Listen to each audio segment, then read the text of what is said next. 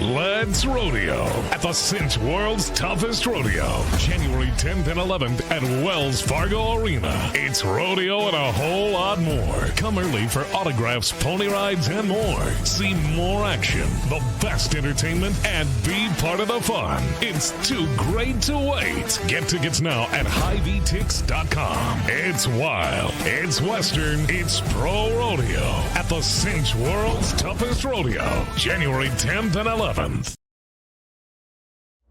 All Access. An inside look at what it takes to operate Iowa's largest entertainment and convention facilities. This is Iowa Events Center All Access. From Iowa Everywhere.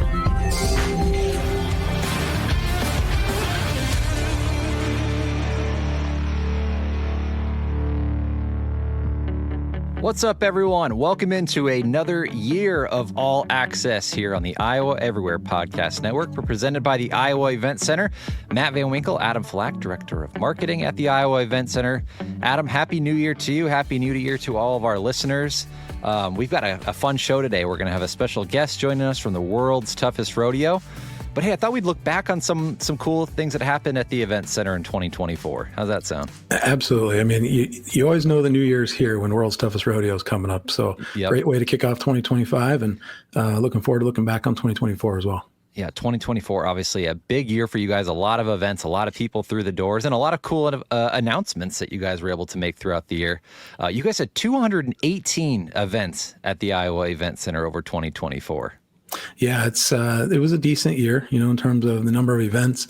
Our fiscal year goes a little bit different. It goes from July to June, so it's always hard to match up, when you look at the calendar year, how we did compared to last year. But it went well. It was the year of the comedian. We had 4 different comedians last year, which all performed really well. We've had more here in 2025 scheduled. From a concert perspective, it was pretty strong as well. Mm-hmm. Missed out on obviously Pink and missed out on a couple shows like that. But, overall it was a great year.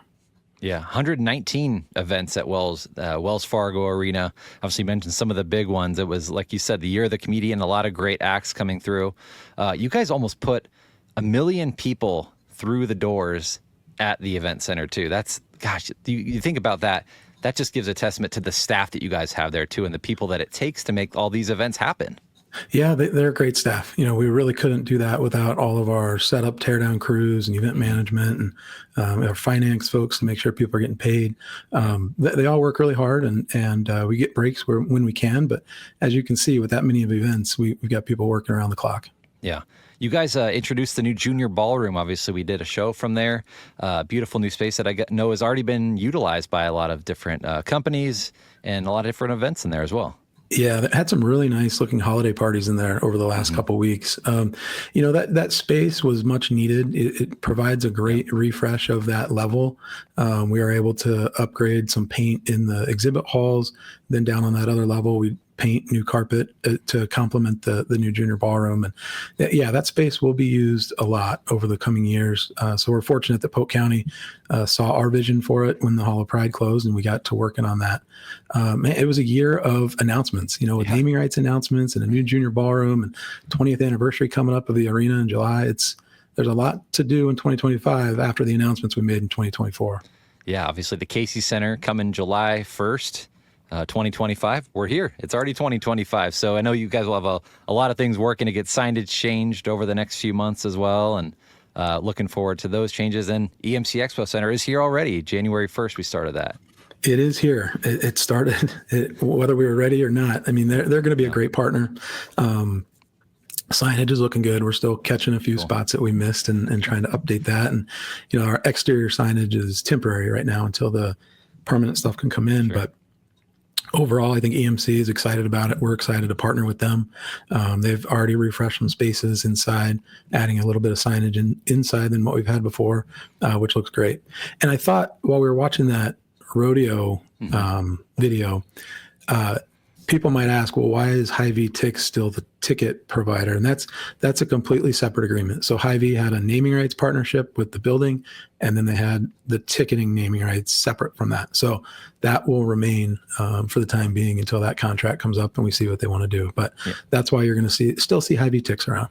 Cool. HiVTix, the place to get all of your tickets to events happening at the Iowa Event Center. All right, it's a busy week for you guys. We're jumping into 2025. As we mentioned, the world's toughest rodeo comes Friday and Saturday. You know, you guys have had this event in the past. This is a great family-friendly event.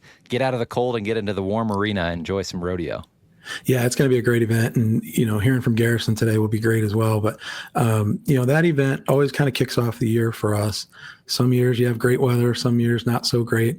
But you're in January in Iowa, so you kind of roll with the punches and see what you have to do there to make sure it's safe for everybody and execute the events. And then right after they move out Saturday night and get that dirt out as quick as possible. So we've got the Globetrotters on Sunday afternoon. Globetrotters, gosh, it's always fun when the Globetrotters come to town. I know they've got a few different options too for their tickets, where you can come early, interact with them down on the court. We'll talk about this with Garrison from the rodeo. There's opportunities for you to come early for that and kind of get some hands-on experience. So really some great family-friendly events coming up this weekend. There really are. It's a good way to kick it off. Last year was the first year that we did Globetrotters that same weekend. Typically, it had been in March or April, so you had more separation. And we were worried about it last year, thinking you're putting these two family events right back to back. Is it going to affect attendance for either one?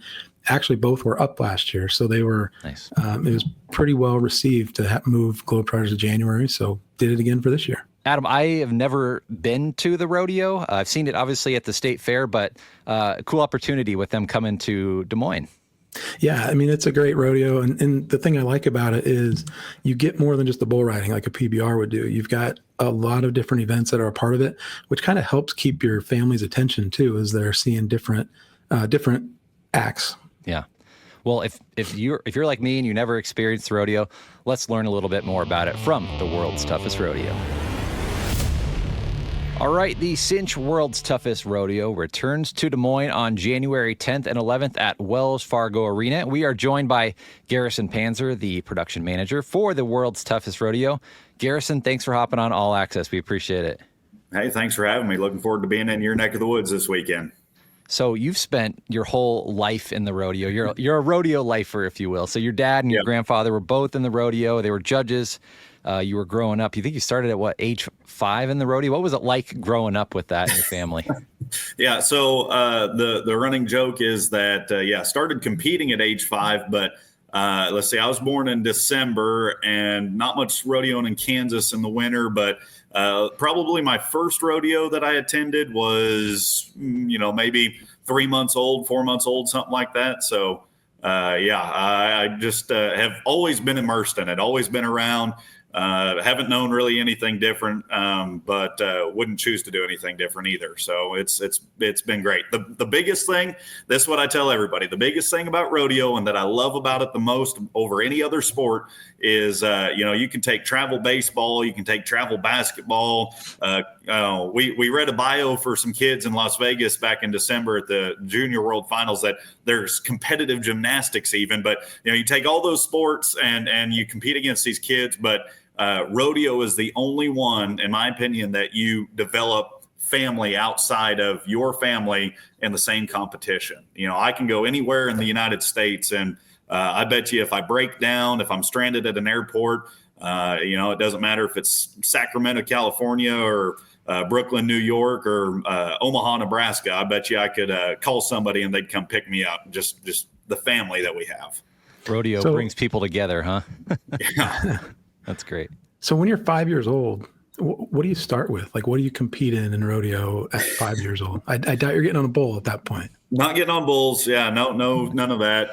Well, I mean, every kid probably, they start out as a mutton buster when they come to the rodeos with mom and dad and whatever events they're headed to. And then, I had the fortune of starting out at the early age of 5 at the National Little Britches Rodeo Association, the Little Wrangler category. Matter of fact, I was part of the very first ever group of Little Wranglers, 5 to now you're going to test me. 9 years old, I think, is what it is still. But, they have barrel racing and pole bending and flag racing and goat tail untying is what it was called for those events when we started out. And then, then obviously When you're at a rodeo, you got to pick a rope up and keep it in your hand at all times. And so you start roping and work through the age ranges. Now other people will start riding bulls and horses and bucking horses and whatnot, but I wasn't tough enough for that, or what I say now is I'm too smart for that. So, I just did the roping, and then eventually it's led to, jobs outside of the arena too. So. Adam, you ever been down to the Iowa State Fair and watched the mutton busting and all? That's a fun event. A little bit, yeah. We've had it at World's Toughest Rodeo. Yeah, we have. Yeah, I've never been there for the state fair. Obviously, we come there for the National Junior High Finals every now and then. I was there just this last summer and coming back again this summer. But never been for the state fair. But I hear it's a heck of a time. Yeah, obviously here in Iowa, a lot of people know about the rodeo, know what it's all about. But for maybe somebody who's a novice who hasn't been there before, what can people expect with the World's Toughest Rodeo? So what we love about our show is we give you, as our announcer is going to tell you this weekend, Roger Mooney, we give you the meat and potatoes of it. We're going to give you the main course and then throw in a little dessert at the end with some match of champions competition. But, we give you the bareback riding, saddle bronc riding, bull riding, barrel racing, and then, like I said, the match of champions. It's similar to what we've done in the past, but featured matchups, featured contestants that we've pre-selected that we think they are either rising up and comers or they're the best in the world currently. Some competitors that we want the fans to be aware of. That's one thing that we're trying to do more of in our sport of rodeo is create a following for our contestants, because it's not just a novelty show that comes in on a weekend and that's what it is. This is what these people are doing for a living. What you're going to watch this weekend is competitors, cowboys, cowgirls that go 365 days a year, climbing on board of bucking horses and bulls, trying to earn a living 8 seconds at a time. And so that's what you can expect there. Now, on top of the competition side, we have world-class entertainers, PBR entertainer, PRCA entertainer Dalton Morris, as well as National Finals Rodeo selected entertainer Dusty Dickerson, our specialty act. And then, sprinkled into the mix of it all, we're going to give the fans a chance to be a part of the show and win some things. So World's Toughest Rodeo. So what makes someone in the rodeo tough? Can you explain that? Well, I guess the best way to put it is rodeo athletes, and this is what our featured, our opening was all about last year, kind of changing it up a little bit this year. I'm not going to give away the whole show before you get a chance to come see it. But last year, we talked about what separates rodeo from the best or from the rest. And we think it's because rodeo athletes are the best. You can see cowboys get flung into metal bucking chutes. You'll see them get stomped on. You'll see them fly across the arena as they get dismounted from a bull or a bucking horse, and they pop right back up there in the back of the bucking chutes, and very, very could easily, depending on how something goes for their night, see them get on 2-3 head of animals, and all within one night.